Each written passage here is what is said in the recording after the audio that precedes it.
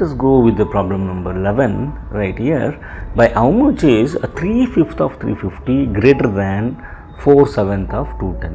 So you need to subtract it here. So 3/5.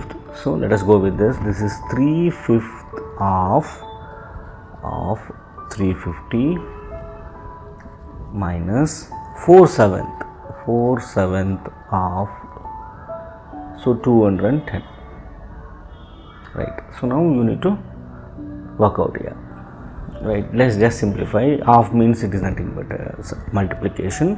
That is 3/5 into 350 minus 4/7 into 210.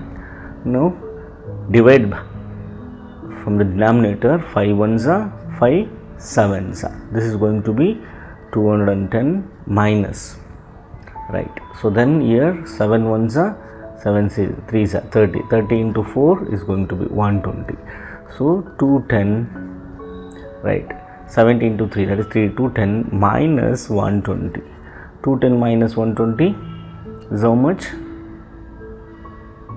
210 minus 120, which is going to be 90. Right. 210 minus 120 is 90. Option A is the right one.